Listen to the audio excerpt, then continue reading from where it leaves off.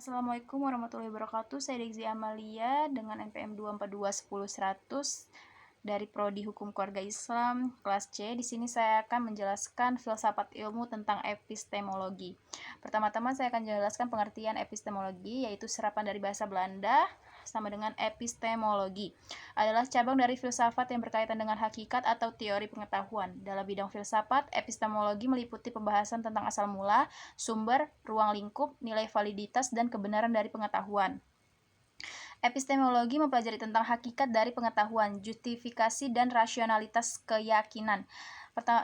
Selanjutnya saya akan menjelaskan sumber pengetahuan epistemologi. Sumber epistemologi merujuk pada asal-usul atau dasar pengetahuan yang digunakan manusia untuk memahami dan menentukan kebenaran. Berikut adalah sumber pengetahuan epistemologi. Pertama, rasionalisme. Rasionalisme berpendapat bahwa pengetahuan diperoleh melalui akal dan logika, bukan melalui pengalaman indrawi. Pengetahuan bersifat a priori sama dengan dapat diperoleh tanpa pengalaman. Kejelasan konsep dan dedukasi logis menjadi kunci dalam memperoleh kebenaran. Contohnya, matematika dan logika deduktif, di mana kebenaran diperoleh melalui pemikiran rasional.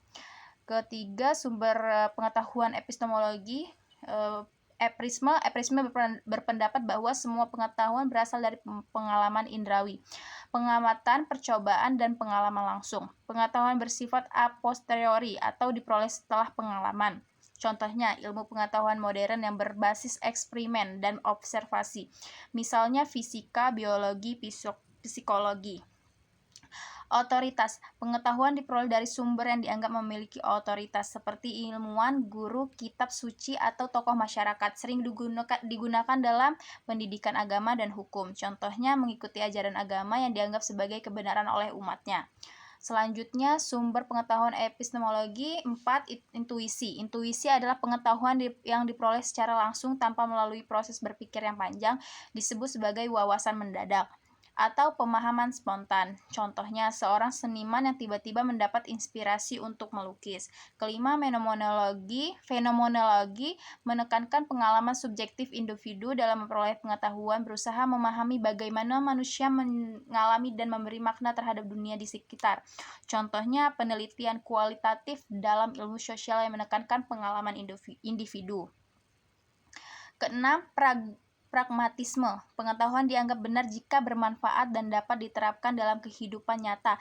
Kebenaran bersifat relatif dan bergantung pada konsekuensinya dalam praktik. Contohnya, pengambilan keputusan bisnis yang didasarkan pada efektivitas hasilnya. 7. Kritisme. Menggabungkan rasionalisme dan empirisme dengan menekankan peran akal kritis dalam menyaring pengalaman, menyadari keterbatasan manusia dalam memperoleh kebenaran absolut. Contohnya, metode ilmiah yang tidak hanya mengandalkan eksperimen tetapi juga analisis yang logis. Di sini saya akan menjelaskan kesimpulannya. Setiap sumber epistemologi memiliki kelebihan dan keterbatasan masing-masing.